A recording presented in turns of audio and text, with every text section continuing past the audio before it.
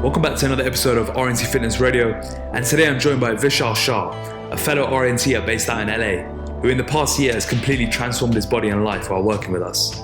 His story is special, and I still remember reading his application form for the first time.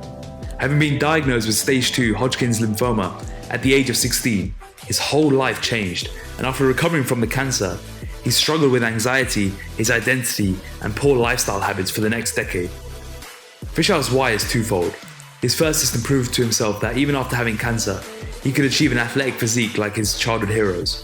And second is to be able to serve as a mentor for adolescents who are in remission transitioning back to their regular lives. Having lost my cousin to cancer at 19 years old, this struck home for me, and I was so excited to help Vishal transform. Vishal began his journey in January 2019, and over the course of the first 9 months of the year, he worked to get into the shape for his life, achieve his initial goals, and mark his checkpoint with a photo shoot. Since then, his goal has been to build his lifestyle solution to stay in shape year round. In this insightful podcast, Vishal goes through his whole journey so far. And to complement this, he's also written a case study which I've published on our website, which you can check out in today's show notes. I hope you enjoyed today's episode with Vishal.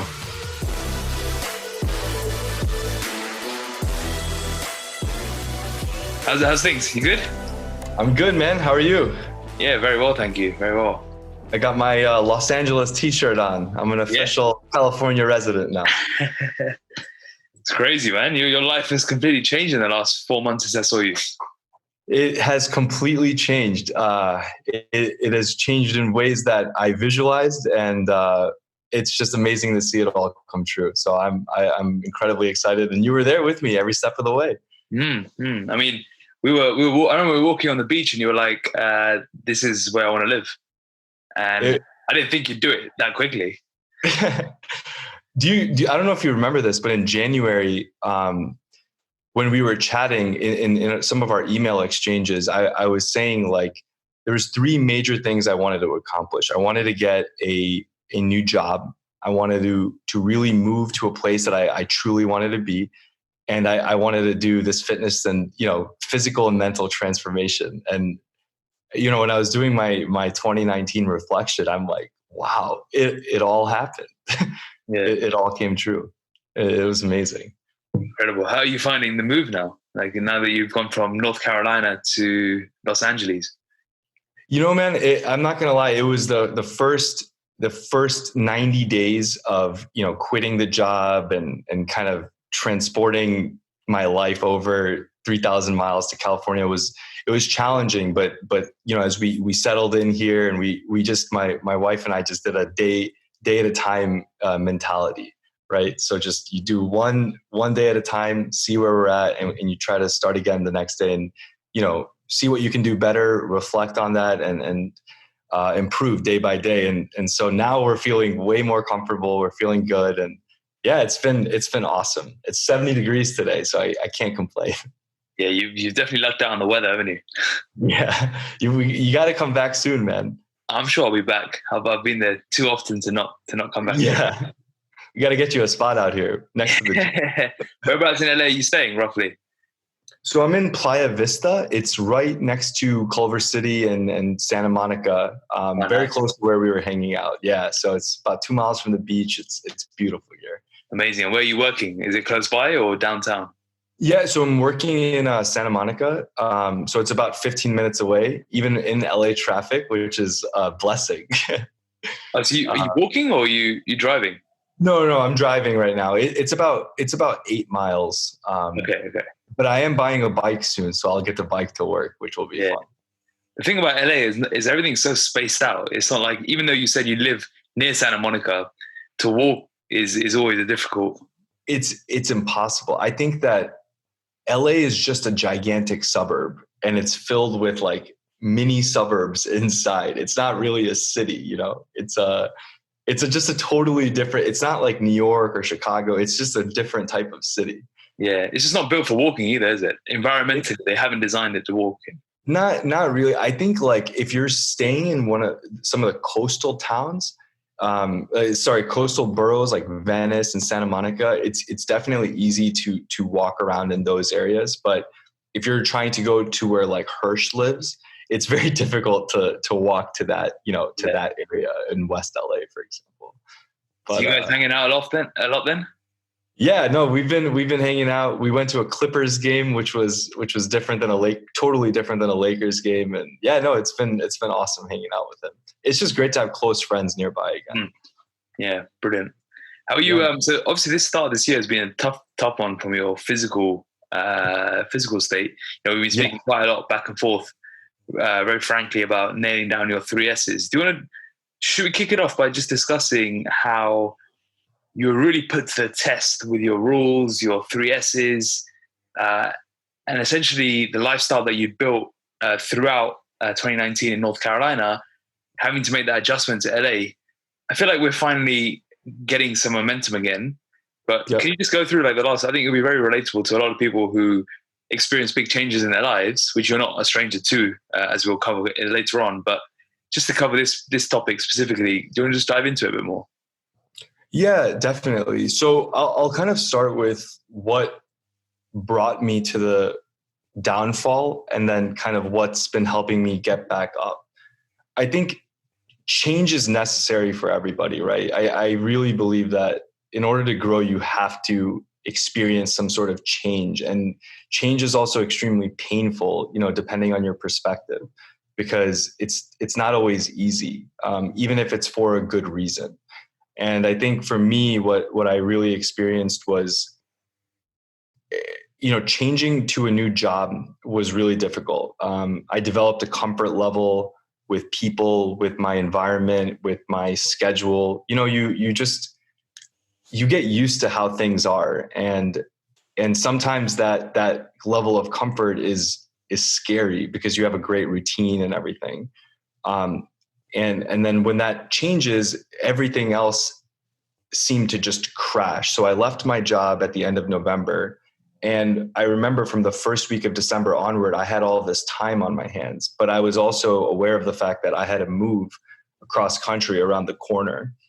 And my mind was just filled with anticipation and anxiety. And, I was questioning myself. Did I make the right decision? I'm putting my wife and my family in the situation where I'm going to be cross country. What if it doesn't work out, right? You have a lot of self-doubt. And what I noticed was that I had so much time on my hands where I was really diving into that self-doubt and I was identifying with that self-doubt. And I was forgetting the reasons why I made that choice in the first place.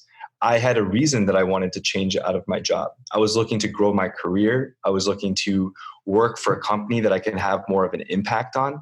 I wanted to move to a city like Los Angeles to pursue some of my own personal passions in mental health and wellness, in addition to be a part of the startup community and make an impact in the broader LA community, specifically around health tech startups.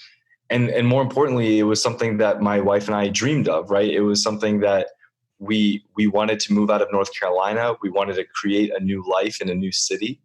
And those were all the positives that just kind of disappeared. And that really took me into a negative place because there's a negative feedback loop that's associated with that line of thinking, right? When you're just in self-doubt, you start to make bad decisions. You start to make excuses of why you shouldn't eat right or why you shouldn't work out. Mm-hmm. And it just, next thing you know, it's 2 weeks in, it's the end of December. And I'm waking up on New Year's Day what have I done? I'm 10 pounds heavier.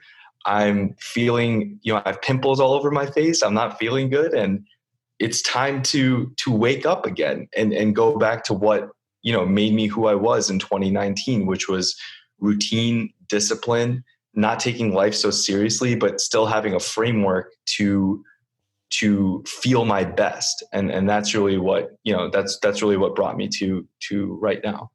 Yeah. Ultimately, structure equals freedom. And I think you really experience that phenomenon that you go through where you lose structure, you haven't transferred your rules, and all of a sudden, instead of feeling the positive signs of excitement and opportunity, you're suddenly feeling in chaos and overwhelmed. And It's almost like you have to strip back down to basics and make sure that the rules you have in your day are transferable to all environments.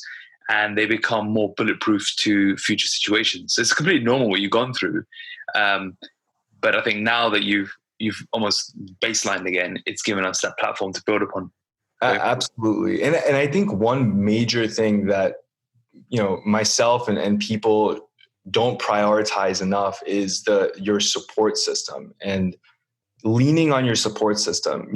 I'm sure that a lot of people feel this way, but I have a Superman complex where I feel that I'm the only one in the hole and I'm the only one that can get myself out. Yeah. And that's just simply not true. I have a great team around me, starting with my wife, my parents, my family, my friends, and more importantly, you're holding me accountable. You're telling me that, hey, it's okay. This is our new baseline, and we're going to get back to it. And I think that people like me that get caught up in their own heads need to rely on their support system to get out of their head, because your team is a part of you. And I think it's important to embrace that more often than not. Yeah, 100%. You can't let the male, especially with men, you can't let the male ego get in the way. Absolutely. And cloudy judgment. Definitely. And we're not, you're so right. I mean, no problem is that unique, Yeah. Everyone is going through some kind of struggle. I really believe that. Like, everyone is struggling, and it's just really to the extent that they're struggling. And it just really helps to relate with people and rely on people to get through that sometimes. Yeah, absolutely. Now, if we just stay on the concept of struggle and unique struggles, and where a lot of people share similar struggles and problems and challenges, I want to go back in time a bit and touch on yours, because yours aren't very, they're not similar, if that makes sense. So you've had a very unique past, which, we'll touch on it. But when I first got in contact with you, your story really touched me personally, based on my own experience, not my own experiences, but the experiences of those close to me. So I like for you to dive into your history with health and your why, and how we got connected, and what your impetus to really change at the beginning of 2019 was. Yeah, absolutely. So, I mean, the history really is when I was 16 years old, I was a junior in high school, and I was diagnosed with Hodgkin's lymphoma, which was a type of cancer. It's just a type of cancer, stage 2. And I was immediately taken out of high school to start therapy right away. And it was incredibly tough. Just to paint the picture, I had a really ideal high school life, perfect, set of friends. I had wonderful social life. I was actually a varsity basketball player. And that feeling when you're 16, you just feel like you're on top of the world. And just overnight, my life changed. I went to the hospital after, experiencing chest pains, and I woke up to blood everywhere. And the doctor, immediately after performing a biopsy, said that you have stage 2 cancer. We're going to start chemotherapy tomorrow, and we're going to take you out of high school. And all of my, my entire life just changed after that. And it was extremely difficult. I went through 6 months of treatment. That was a combination of chemo and radiation. I was taking on average 15 to 20 pills in the morning and at night, different steroids, medications, vitamins, just all kinds of things. I was injecting myself with white blood cell shots daily. And I just remember every single day asking myself, why is this happening? Why is this happening to me? There was no history of cancer in my family prior to this, specifically this kind. So I just found it extremely, extremely odd. And then what was worse was really to see everyone around me suffer because of what had happened to me. I think more than the disease itself, that was more painful to see my mom, the emotion that it caused my mom, the pain that it caused my dad, my younger sister, and all of my friends, right? That pain was just really difficult for me to experience.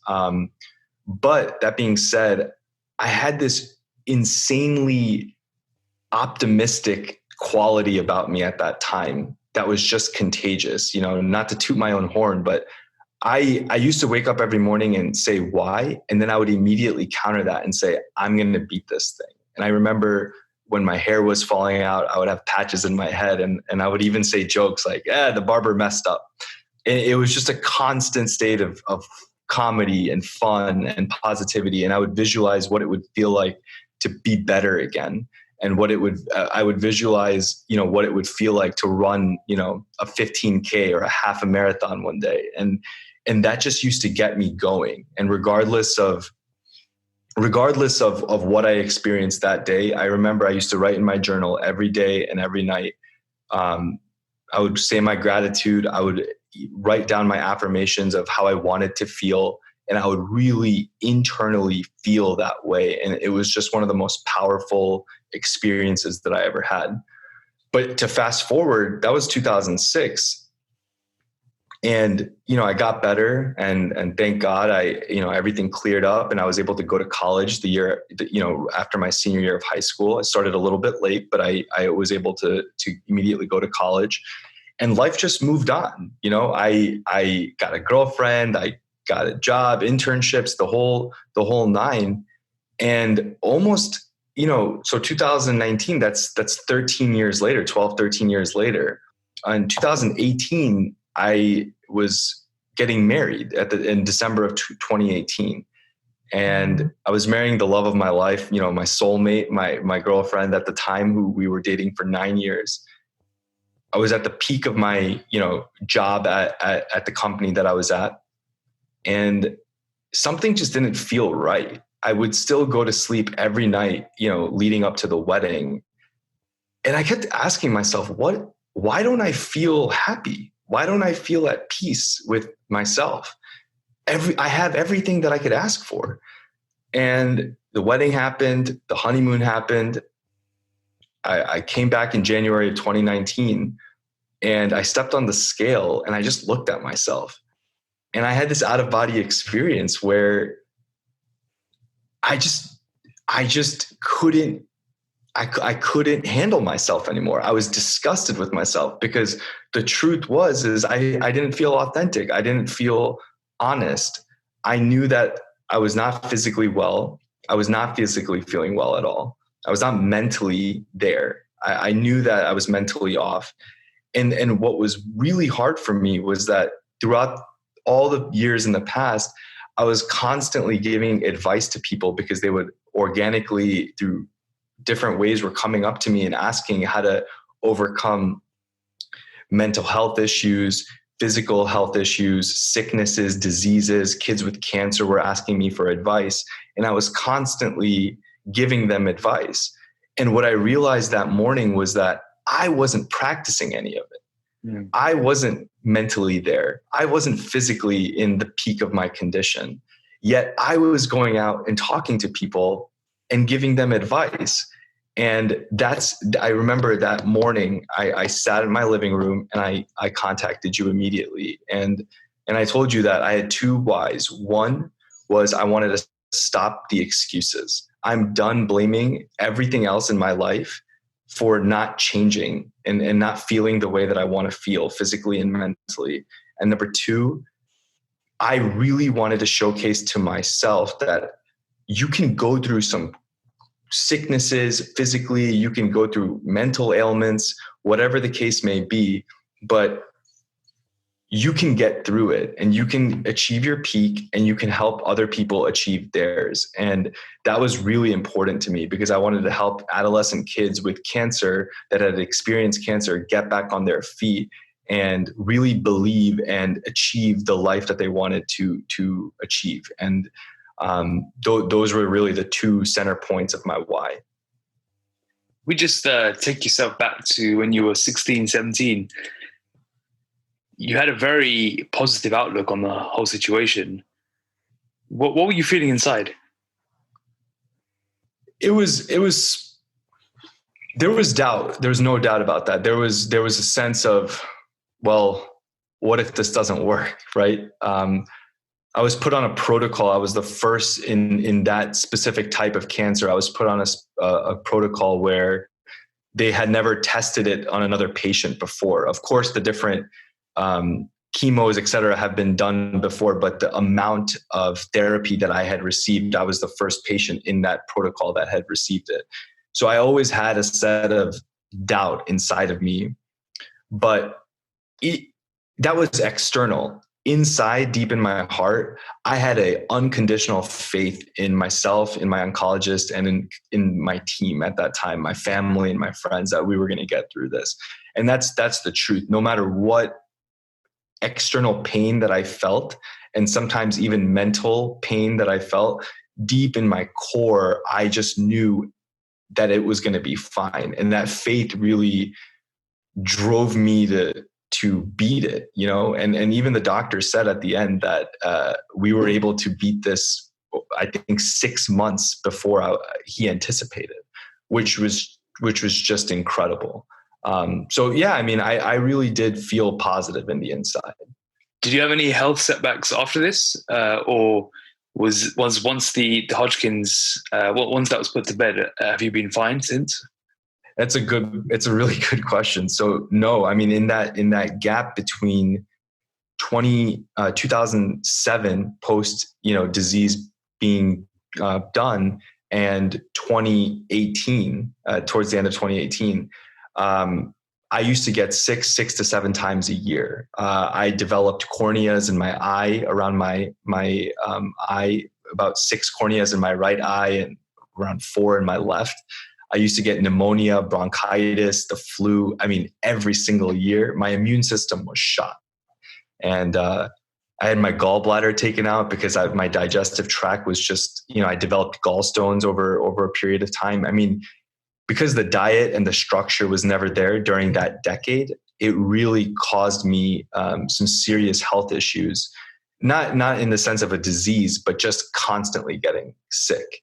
And that was that happened throughout the course of those 10 years.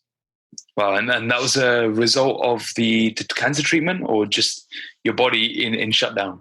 Yeah. So, I mean, the cancer treatment, the docs always say that getting that much medication in your body, it really does hurt your immune system, and your immune system is just at a low. And they told me at that time that diet and, my activities were going to influence my immune system. But of course I didn't, you think you're you think you're, especially at the age of 16, you think you're invincible. You're like, I just beat cancer. I'm going to go become a normal person again and drink and enjoy and, and live this chaotic life. But with no structure, that just doesn't work. So my immune system was shot, and it continued to stay shot until I made some serious changes. Yeah. And then if we, so that was your physical being. And then in the 10 years throughout, I think we talked about it when we met in Los Angeles, about some of the mental health struggles that you faced in the decade post cancer. Yeah. Touch on this, because I think this is an area that is linked to your why very strongly, in that the adolescent children that you're looking to help, a lot of it comes down to essentially mental health coaching, mindset coaching, and just giving them the best practices in order to deal with what can be very traumatic.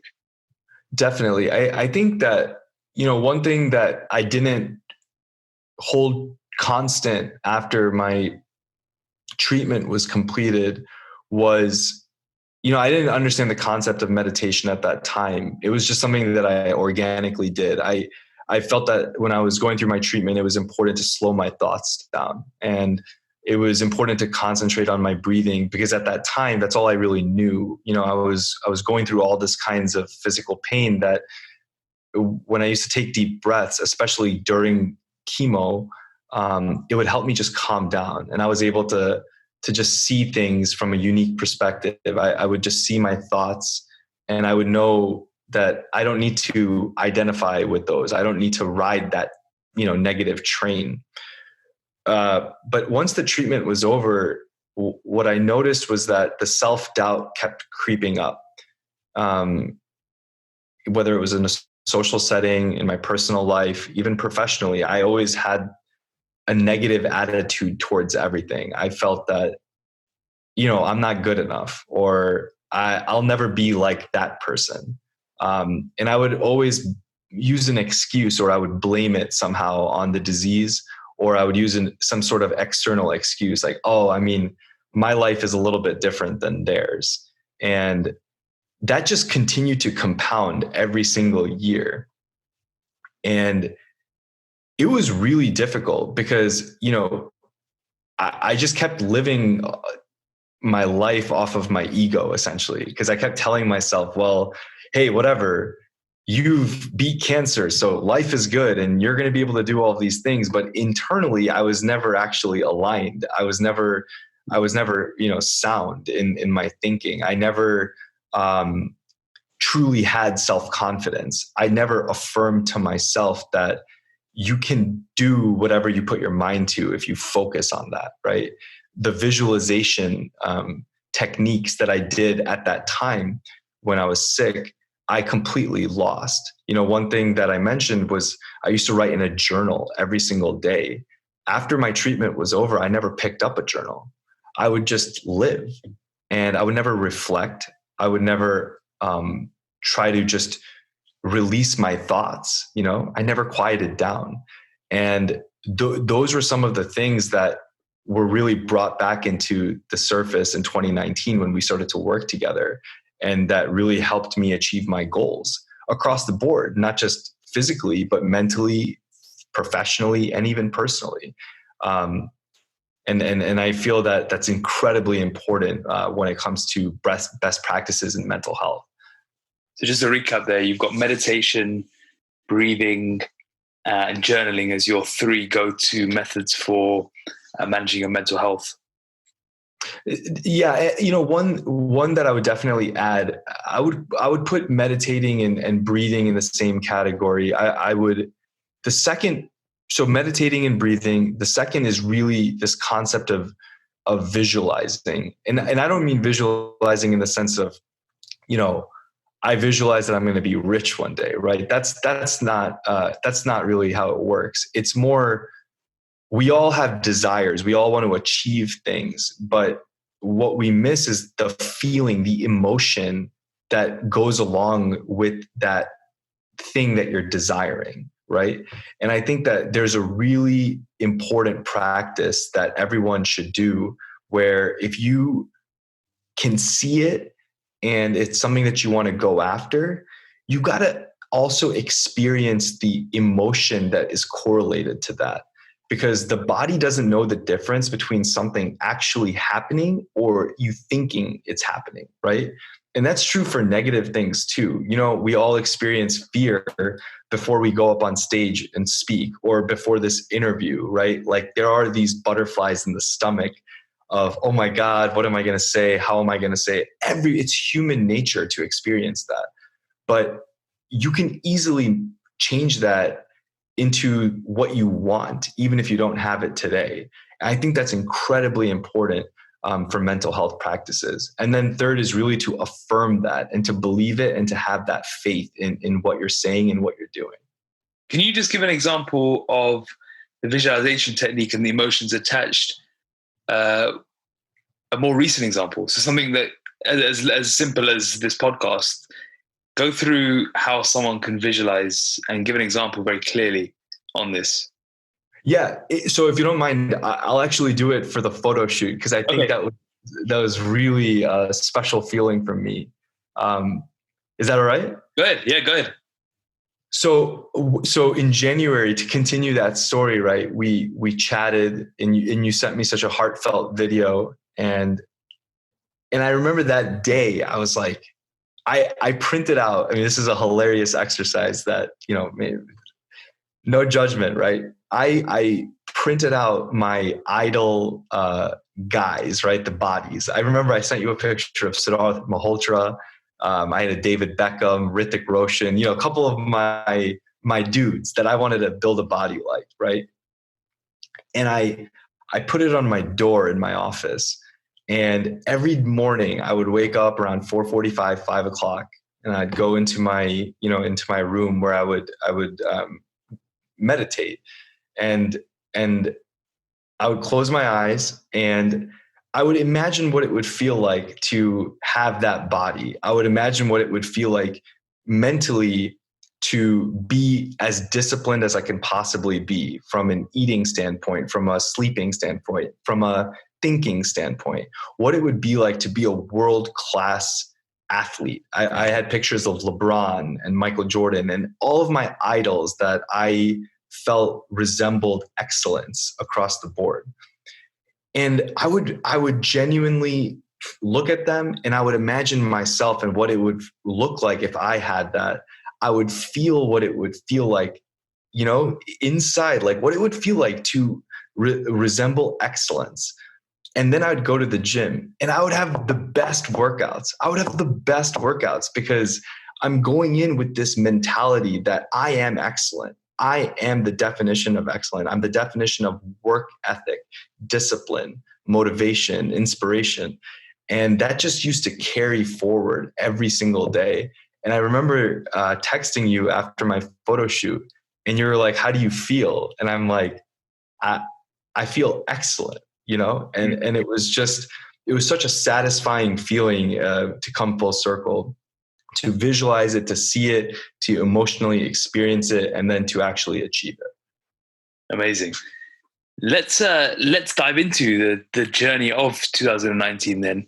You had this visualization, you had your whys, everything was, the scene was set for the year to be a great year.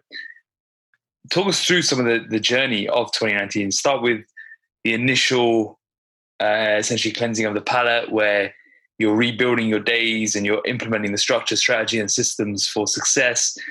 And then the journey towards what was ultimately your checkpoint in September with your photo shoot. And then we touched on a bit of the consolidation and what's happened after since. But let's go through the first 9 months of the year and discuss what you've called a spiritual journey.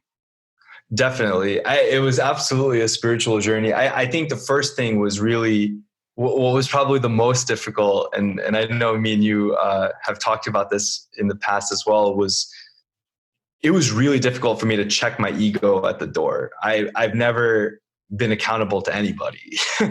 For myself, at least. I mean, of course, at work and at home and stuff, you have responsibilities, you have roles that you have to play. But from a health perspective, I've never been accountable to anybody. And that includes my doctors. At that point, I wasn't going for routine checkups or anything like that. So it was really difficult. I remember our first 30, 60, even 90 days together were challenging for me. I never had structure in my diet. I never, I used to go to the gym and randomly work out, and I'm like, man, now I have to listen to this guy tell me what to do and how many sets I have to do. And I wasn't good at managing my time. I remember I used to go to the gym before and spend 2-3 hours there, and, texting, you're talking to people, and there's just zero structure there. And it was always random. And then, Akash comes into my life now, and all of a sudden I'm being asked to do things in a certain way that I'm not used to. And it was very hard for me.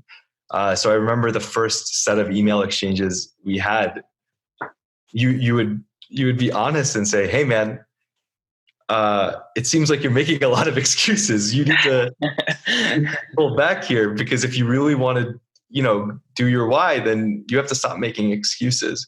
So, lesson number 1 was you got to check the ego at the door. That was definitely my Q1 lesson of 2019 was, if you really want to make a change, you got to forget everything and you got to, and if I'm investing in someone to help me, I have to have faith in them and believe in them that they're going to help me out of this. So that was an incredible, Q1 lesson. In addition to the fact that structure, you're absolutely right. Structure equals freedom. We built a phenomenal structure for me in the morning to do my workout. We had timed it for about, we would spend 60 to 70 minutes at the gym. It was efficient. It was effective. And that was great. And then from a diet perspective, I think that what I really struggled with in the beginning was combining my professional life, traveling all the time, with my social life, and the inability to say no. I was a yes man for everything, right? I remember you were teaching me at that time that it's okay to be at dinner and not order a drink, right? It's okay to eat your meal and enjoy the conversation, enjoy the food, but not get caught up in having the 4, whiskeys along with that. It's not required to do what you're actually there for, which is to interact with people and have a business meeting, and just to connect with people and just, be present.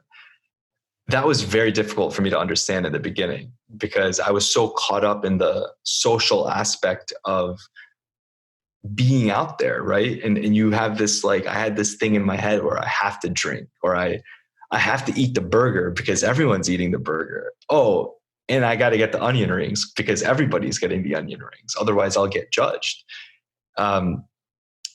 Undoing those habits were extremely critical in the beginning. And you tell me if I'm wrong, but I feel like after that, I really felt like around the April, May timeframe was when we went into triple gear. And I felt locked in at that point where I'm not sure what happened, but I think that I was like, you know what, I'm going to do this photo shoot. It's going to happen. I'm done. I'm not a slave to my mind. I'm not slave to a social situations anymore. And I'm going to execute this plan that we've laid out for me. And from that point forward, the excuses stopped. And it was just a magical journey because I really learned a lot about myself. I always considered myself a really disciplined person. And I always knew that, when I really put my mind to something, I can do it. And obviously, from a health and history perspective, I've proven that to myself already. So this was just kind of a next chapter of my life that I wanted to prove that to. And from that point forward, it really just took a turn. What really also helped was my wife and I did a wellness trip in the middle. So most people, normally when we used to go on vacations and stuff, it involves, fine dining, you're going to all the nice restaurants, you're drinking wine and you're just splurging from a food perspective. We never went on a wellness trip before. So we planned out this entire trip in the Caribbean where we focused on ourselves and we woke up every day. We did yoga, we meditated, we journaled, very introspective journaling about our goals, our, where we're at, where we want to be and how we're going to get there. And we worked out, ate clean every day. And this was right in the middle of the year. And it just set us up for a phenomenal second half of the year where, I just felt like I could do anything. The structure was in place. The systems were in place. The mindset was there. And from there, that's when everything took off. We killed the photo shoot. I got the new job and then we were able to make LA happen. And it all happened after that trip. So, it was just an amazing experience from the way the year started until that September checkpoint. I think the point about April being the point where you really accelerate everything. I think that came once you nail that. You spent 4 months finding the structure that worked for you, but more importantly, because you mentioned you were traveling to the point where it was nearly every week.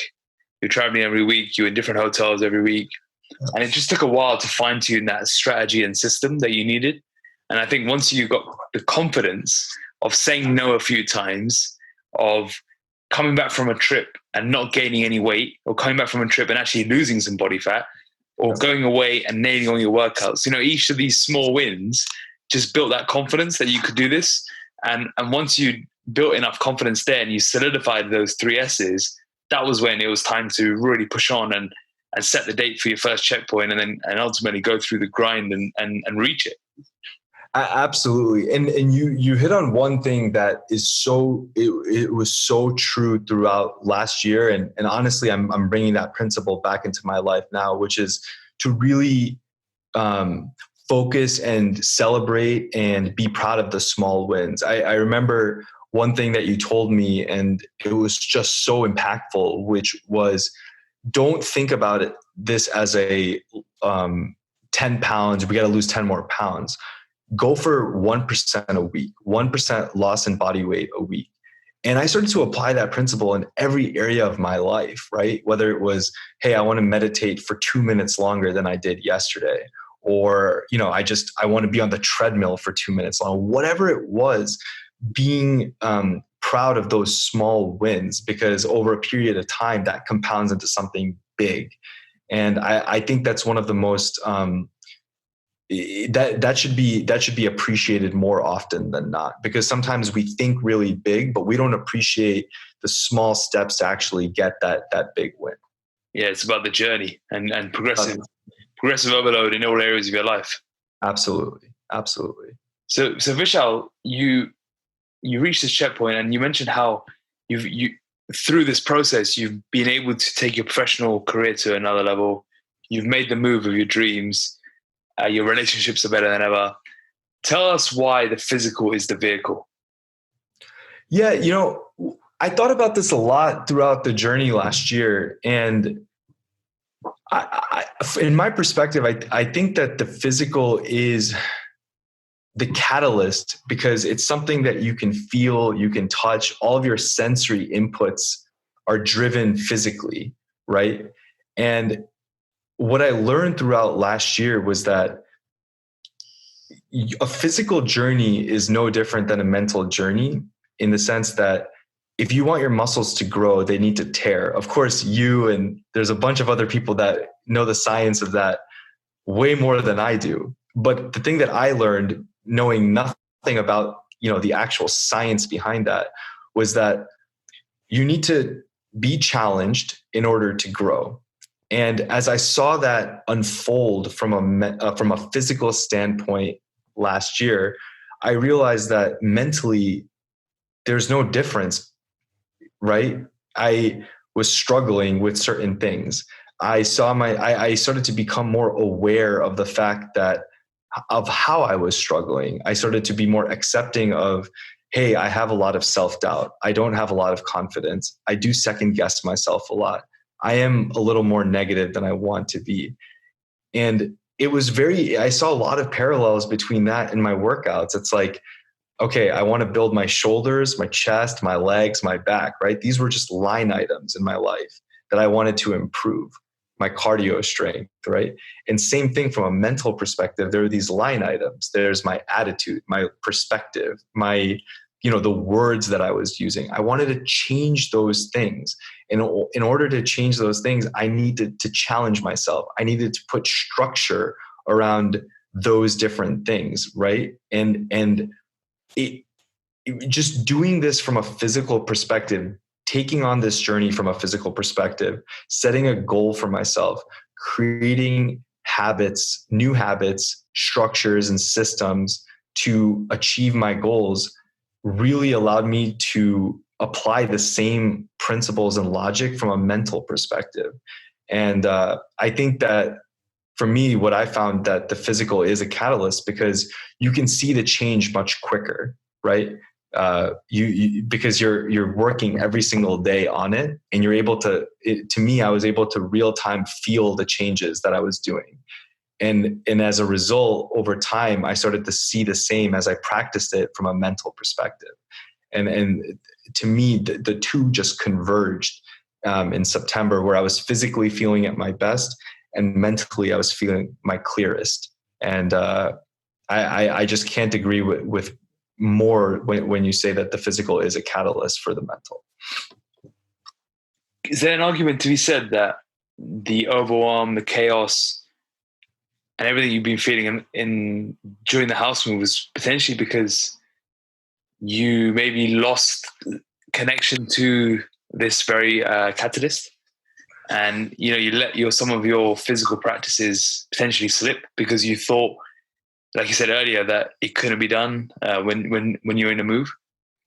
Yeah, absolutely. I absolutely think so. The biggest thing I noticed was it became an overwhelming excuse, right? At the end of the day, I was blaming the external variables in my life for something that I knew just wasn't, those things should not have impacted the discipline and the framework that I had set. What I know for sure is that when I wake up in the morning and I do 1, 2, and 3, whether that's meditating, going for a walk, meditating, and then doing some yoga or hitting the gym, whatever it may be, there's a set of activities that are part of my morning ritual that make me feel my best and make me feel clear.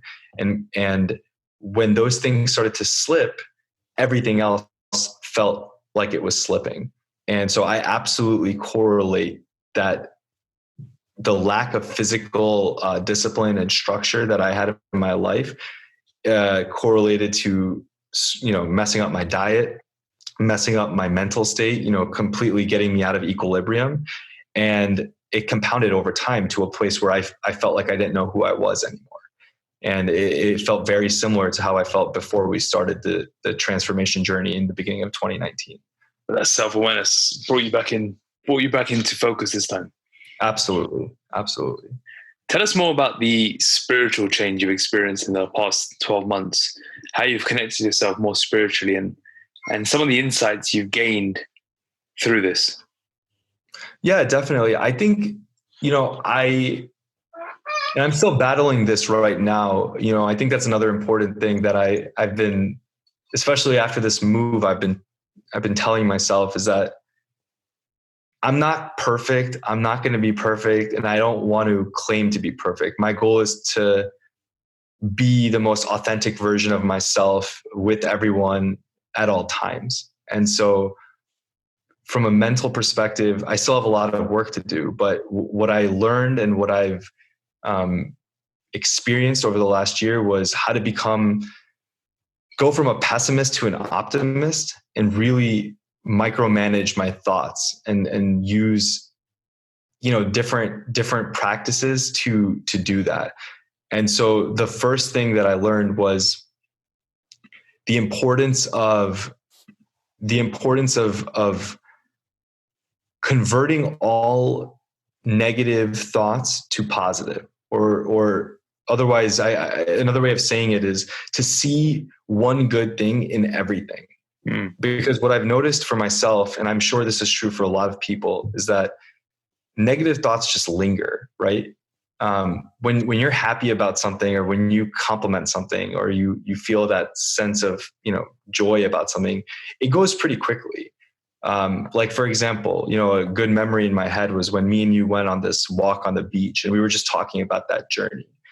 That was awesome. And it went and you were gone. And I remember something happened, my flight was delayed or something like that. And I was irritated. And that irritation just stuck with me for hours. And it's like, it was so fascinating to be aware of that, because I'm like, I had such a phenomenal weekend, but then I'm letting this little thing bog me down for the entire day, right? Instead of reflecting and being happy and having this sense of joy about this amazing weekend that I had with the photo shoot, meeting Akash, being with my loved ones. And when I started to really think about life in general, I started to realize that it's so important to see the one positive thing in everything. And you'll see your negative kind of attitude just go down over a period of time.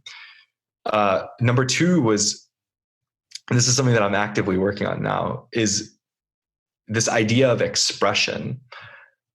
I think that if you're feeling tired, if you're feeling hungry, whatever you're feeling that's not so-called a good feeling, as humans, we have this bad habit of expressing it, right? We'll say like, oh, I'm so tired. Oh, I'm so hungry. Oh, I don't feel good today. And saying that out loud just darkens that thought pattern in your head. And it actually physically makes you feel worse. Have you noticed that? Like when you're really hungry and you just can't stop talking about how hungry you are, you get more hungry and it just sucks. It's even worse of a feeling than it was initially. So one thing that I've been doing, my wife's been practicing this, and we're doing this with our friends and everyone. We're telling people is just just accept that feeling, but don't verbalize it. Don't say it out loud. And if you're able to just kind of let that pass and continue to move forward, you'll just feel better. As simple as that sounds, you will just kind of feel better.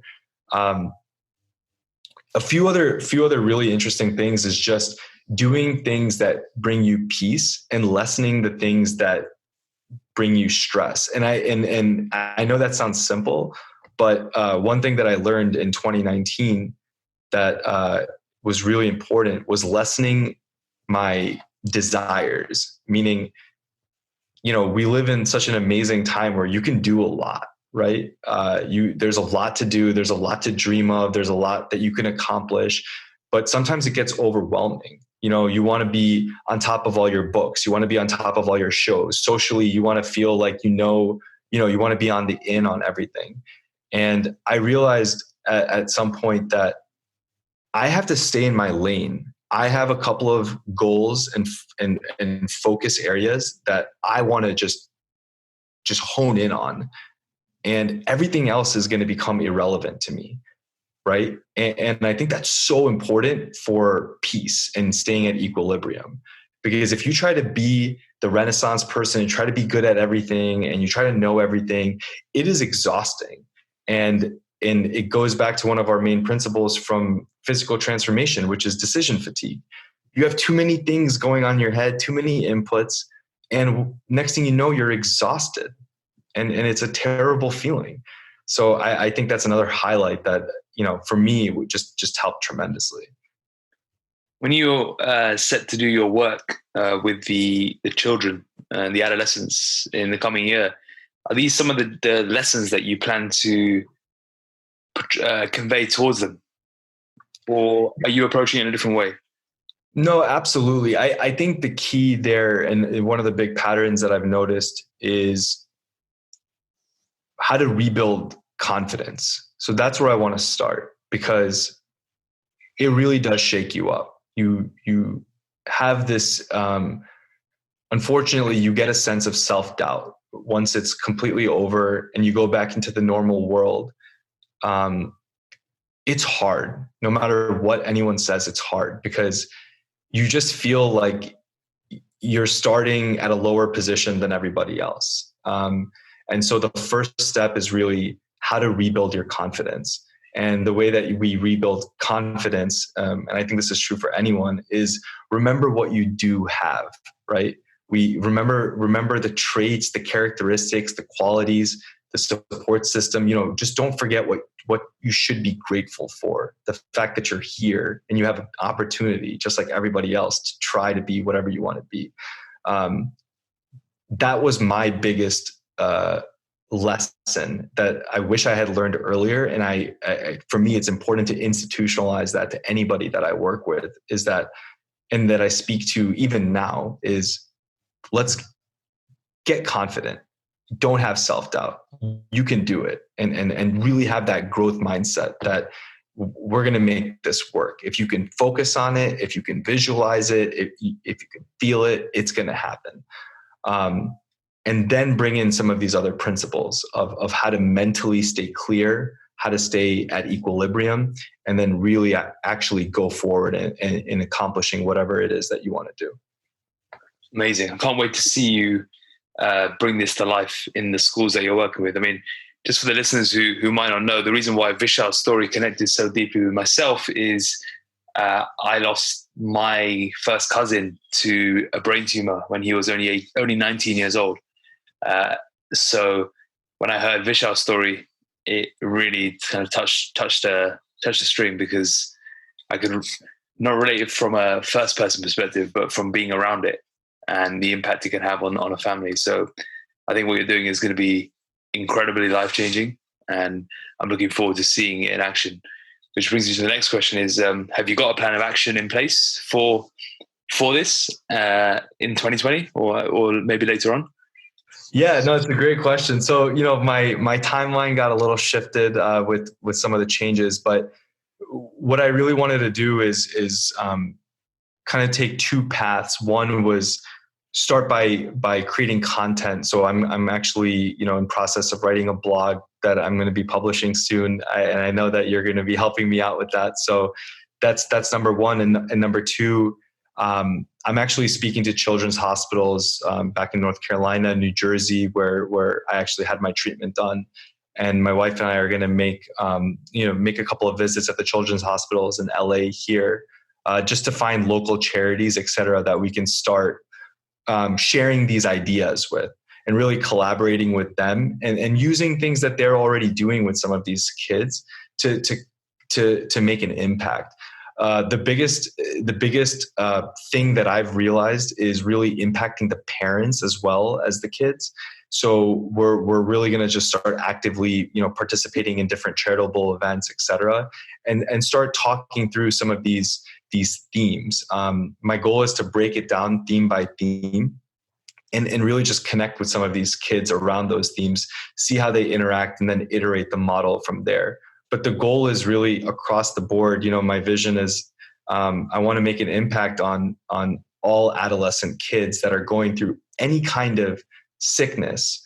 When they overcome it, I think it's important for them to know that they have an equal chance as everybody else. And it's important that they know that they have the confidence, and they have the willpower to go and live the life that they want to live.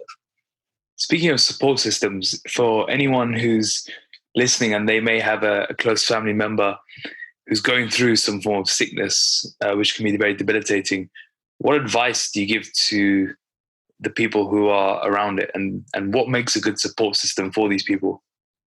That's a great question. What makes a good support system is being present. I think that one thing that I took for granted at that time, but looking back, it was just incredible, was that whether it was my parents, my younger sister, I had a ton of friends and all my cousins from all over the country. When they would come and be with me, they were with me in the sense that their jobs, their personal problems, it was all left at the door. And when they were, whether it was 10 minutes or whether it was 10 days, when they were with me, they were truly present, and they were there every step of the way. They would listen to me. They would make me laugh. They would talk to me. Right. And that kind of brings you to point number two, which is there should be no pity. As someone that is experiencing pain or that is suffering through pain when dealing with a sickness, the last thing you want is for people to feel bad for you. It's the worst feeling in the world, because you already intrinsically feel bad about what you're going through. So you don't want other people to now feel bad for you. Yeah. You want them to bring you up, that you want them to be your strength, right? Not another part of your weakness. So I think that being there, being positive and providing strength, and more importantly, enjoying that time, because at the end of the day, life is short. Time is always moving, and you got to enjoy it no matter what the circumstances are. There's always a light there. And like I said earlier, there's a positive that you can take out of that situation. So just, you got to enjoy that time together. And I think those are the three criteria of a support system. Amazing. I completely agree. And I think that support system can apply to everything across the board, really, not just in the situation that you mentioned. Absolutely. And actually, one last thing is accountability. I mean, I think just bringing everything full circle, like having that support system hold you accountable. And I think, for me, you've just been an incredible impact for holding me accountable even to date, right? There's just, even for this podcast, it's like, hey, we committed on a date. You got to do this, right? And I think that's so important in your team and your support system, is to have people that know you and that know your weaknesses and know your ways that you're trying to get out, and to hold you accountable to that, because that's how you grow, and that's how you become closer with people. And that's so important. Yeah. The power of accountability can't be overlooked. And the fear of accountability has to be squashed at all times. Absolutely. I know you're a sucker for that. You even gave me the old time zone excuse the other day. I gave you a time zone excuse. And it's so funny because I'm like, man, I can't believe I'm doing this right now, And but anyways, I'm glad that you held me accountable and we got this going, and it's been awesome. Brilliant. What advice would you give to anyone who's on their RNT transformation journey right now, no matter what phase they're in? One is you got to believe that it's going to happen. You just see it, feel it. You're doing great, and believe in that, because that first checkpoint is one of the best days of your life. And I think it's so important to know that you're going to get there. And if you just kind of take time out and just continue with what you're doing, it's going to happen. And just to have faith in that is so incredibly important. So that's honestly what I would tell anyone that's going through the journey right now. Awesome. So you've had your checkpoint, you've walked through the murky waters of consolidation and just about made it alive outside. What are the plans for 2020? Plans are to get back at it. I think, this time I'm not looking to do a photo shoot per se, but I have every intention to physically and mentally feel better than I've ever felt before. I have a lot of big dreams and goals for 2020 from a professional and of course from this charitable standpoint. But really just getting my systems back in order, adapting them to my new lifestyle here in Los Angeles, and making sure you're keeping me accountable and really just going on this year and crushing it. I'm seeing a really contagious effect with people around me where a lot of my closest friends and family now are getting into fitness, they're eating better. And that's just remotivating me and is really becoming my new why of why I want to get back at it and be better than I was last year. So I'm pumped. I'm really pumped about this year. It's the year of the lifestyle solution for you. Yeah, absolutely. And it's just cool when you go through something as transformative as this, the impact that it has on just everyone around you, and how it motivates people and ignites them to get into the best shape of their life. It's cool, man. It is a really cool feeling. Amazing. Any parting words? No, I just want to say, I think that, I'm incredibly grateful to you and I really appreciate everything that you've done for me over the last year. I feel like we've been friends for a decade or so. It's incredible how close you can become to someone. And I just can't stress the importance of having a coach. And, that's kind of it. I think I really want to say thank you, because you're the man. What you're doing with RNT is incredible, and it's awesome to be a part of your journey. It's an absolute pleasure. Thank you so much. Thank you so much for being here today on this episode of RNT Fitness Radio. I'd love for you to do a quick little favor for us. Please head over to iTunes and give us a 5-star rating, leave a comment, and share it with your family and friends. If you're interested in learning more about how to transform your body and positively change your life, go to www.rntfitness.com and explore all our free content on offer. Thank you.